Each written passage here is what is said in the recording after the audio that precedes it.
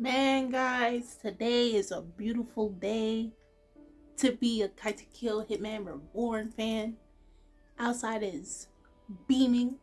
It's warm, despite being November. But the temperature will drop eventually, like tomorrow, I think. But regardless, after chapter 78, where my boy Tsuna finally awakened, and now we see why we hype him up so much. So with 79, we have where Tsuna is now fully realized his potential after being shot by Reborn, and now we see a totally different Tsuna versus what we've seen before. He looks more calm, more in control of the situation. Mind you, the flame is on his head, and this is very different from the dying will that we saw obviously multiple times until this very moment. So with 79, it starts off where like everybody's observing Tsuna. Of course, he got the X gloves, he got the flame, he looks very this is none of my business, I don't really care. It's very nonchalant of how Tsuna is looking. So while Mukuro obviously possessing the bodies, he's observing Tsuna and thinking Tsuna has lost all will to fight, because previously, obviously, when Tsuna was in the dying will, it looked like he was ready to charge against whoever he had his eyes on, okay? But in this state, it looks like, is this guy willing to fight? He looks like he doesn't even want to be here. That's literally how Tsuna looks like. He's so calm. He looks like he does not want to be here. Not in the most frightening way, but in a more of like, okay. That's literally how Tsuna looks like. But what Mukuro doesn't know is that this is probably one of the strongest forms of Tsuna until we can get later on. But you get the point. So Reborn goes on to, or before that, it's actually while that's happening, Mukuro using Chikusa and Ken goes to attack Tsuna.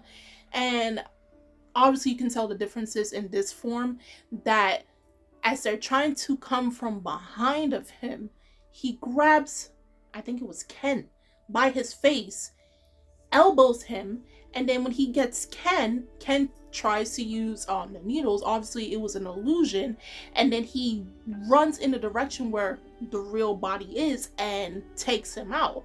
So you're wondering, how is he able to instantly get the opponent without them being in his face?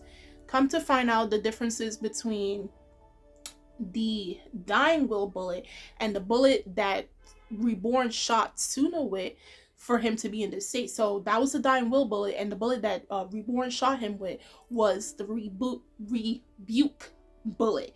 So it goes to say, like, with the dying will bullet that he did, it works by using the pressure he faces during the crisis to externally remove his body's limiters, and with the rebuke bullet, it causes him to become aware of his hidden willpower, removes his body's limiters from within.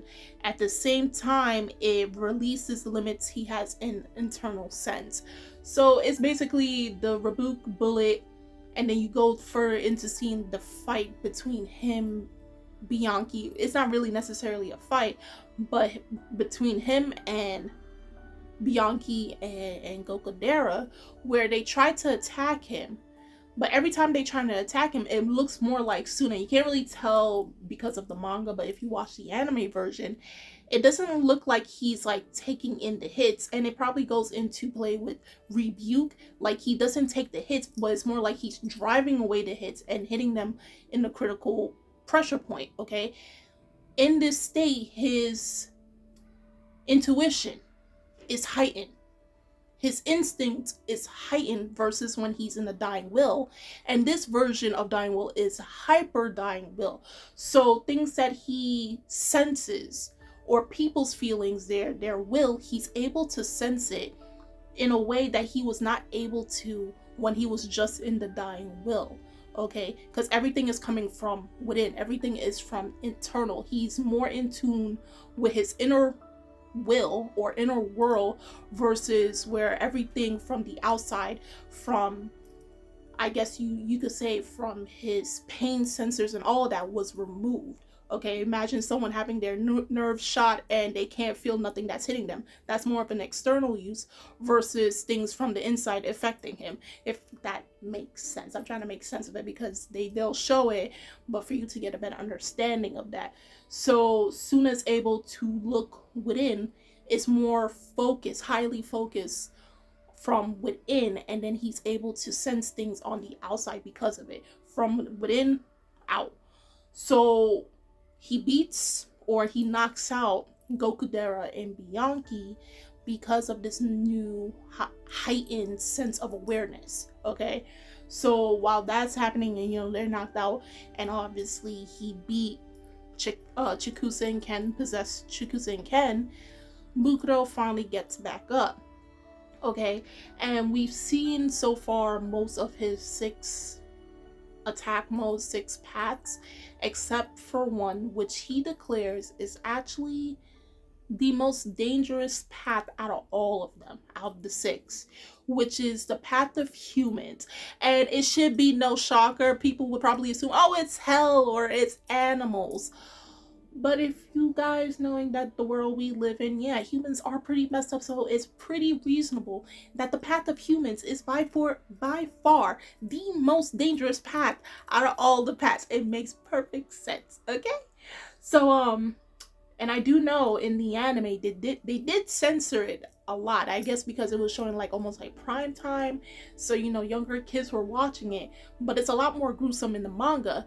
To activate this path, Mukuro has to take like one of his hands and almost look like he's gouging out his eyeball, but it's more like he's piercing his eyeball, and then the eyeball turns into the kanji of 5 with blood running down of it.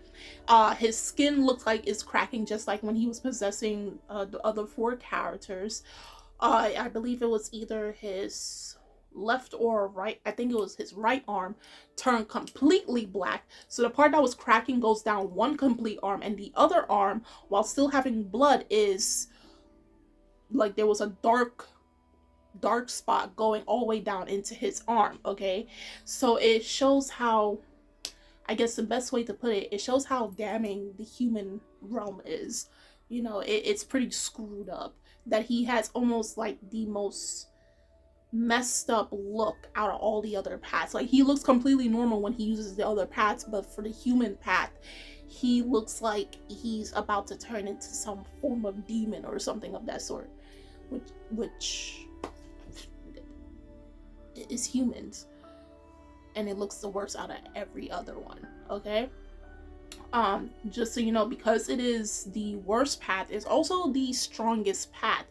It's also the path that Mukuro does not like to use at all, but if it comes push comes to shove, in this case, Tsuna looks like, because Mukuro was shocked that Tsuna's able to do all of this despite not being in the dying will form, but instead the hyper dying will form. So he can't believe, which he does compliments, that Tsuna is pretty strong at this moment.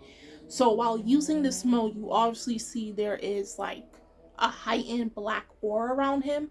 The flames are around him. So he goes to explain the stronger you see these dying will flames or something of that sort, the stronger the person is.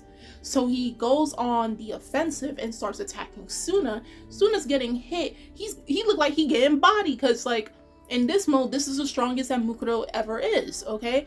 So the stronger his aura is, the more physical attack, he's more physically stronger in this mode, so he seems to be unstoppable. But he's really not, okay? When he thought he got Tsuna's aura starts to grow bigger. Remember, his aura is now at the center of his forehead. His will is at the center of his forehead, so it starts to grow bigger. The flame starts to grow bigger. And then, while he's holding his hands up by his head, okay, because it looked like Mukuro did hit him somewhere in the face area, the head area, the flames now extend to his hands, okay? So if you're new to this series, you may probably have saw in the openings, at least for the anime, Tsuna does throw hands. He does use his hands, hence the gloves, because the gloves are for something. And Reborn is saying, oh, so that's what the gloves are for. Okay, so in the next chapter, you're going to see what Tsuna is able to do by now gathering the flames into his hands and what he's going to be doing to Mukuro in this fight. Of course, we didn't really see, we saw more of him reacting reflexively, or like, what's that word? It starts with I. Instinctively, he's reacting towards people coming towards him, but now we're going to see him more on the offense in this sense by using his flames in the next chapter. So guys, do tell me in the comment section below on how you feel about chapter 79. Like I said, they did censor, at least in the anime with Mukuro, him using the state of humans. So like I said, in the manga, if you guys are kind of queasy when it comes to that stuff, it does look a little bit more gruesome, because it almost looks like he's trying to gog out his eyes, but he's gogging in. He's gogging in. So do tell me how you feel about that. Do you think we were wrong that I was so cool? It was like, and it looked like in the anime, it looked more like he was touching his eye, and it just turned like a dark purple color. You know, he was just touching his eye versus what we saw clearly in chapter 79. What do you guys think of Tsuna in this new form of Dying Will, obviously known as a Hyper Dying Will? What do you think he is going to be able to do if you're new to the series? But those who obviously have read and or watched the anime, what were some things you really enjoyed about when Tsuna finally went into this mode? Like, what were some things that you realized that were obviously different, but the similarities between Hyper Dying Will and Dying Will? What were some of the similarities that still probably stuck to you that you saw when he transitioned into this form? And the links are in the description box, so you guys go check that out. And I'm Kimmy Chan of Anime Legends, and I will see you guys later. Bye!